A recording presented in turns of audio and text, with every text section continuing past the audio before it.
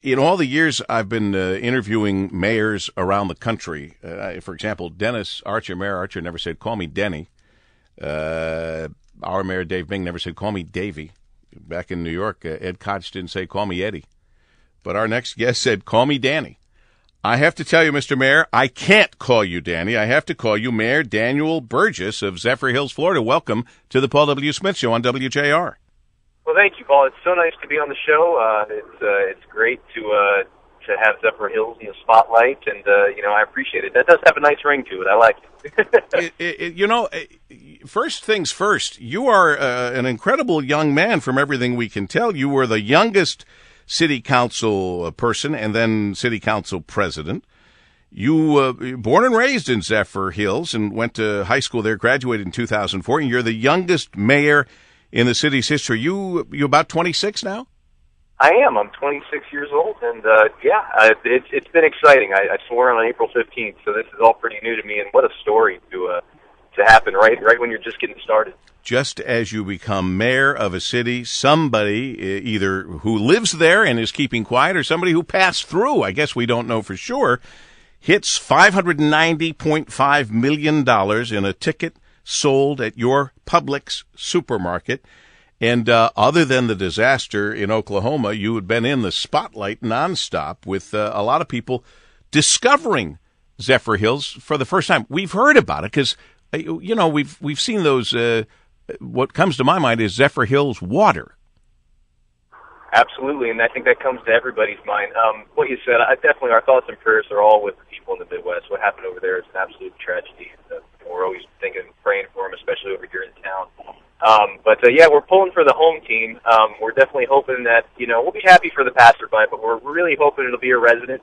Our town has so much to offer outside of the bottled water and the lottery ticket, but if you didn't have enough reason to live or love Zephyrhills, then here's another one. We're the luckiest town in the country. So here we have a little town of 13,500 people that has gotten, I guess, Mr. Mayor, you've probably gotten $500 million worth of attention and advertising for Zephyrhills.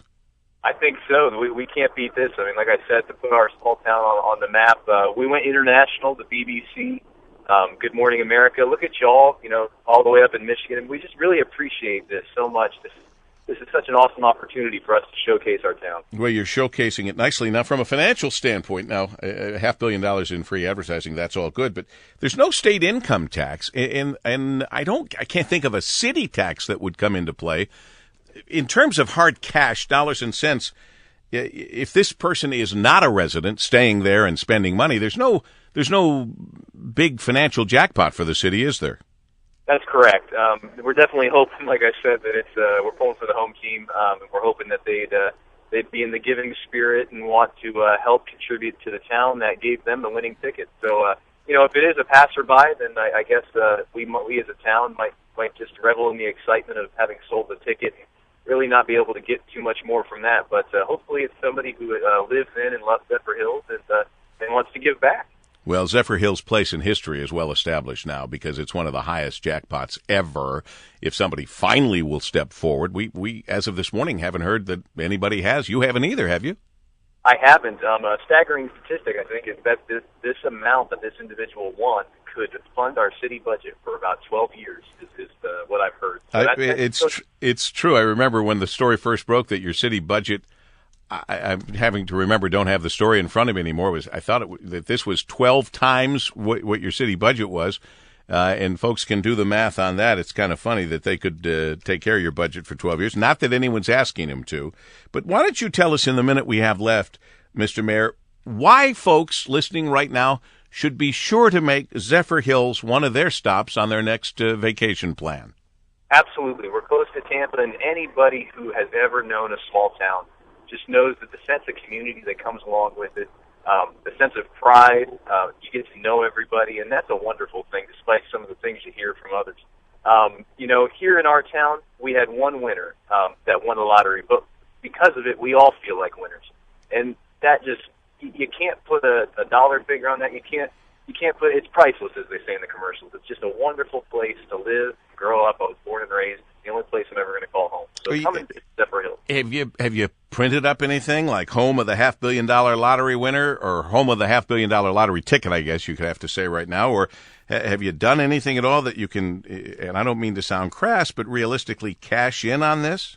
Well, I like that. That's our city emblem has we're a skydive city as well as the city of pure water, so we're thinking about throwing the Powerball symbol on there too. Okay, why not?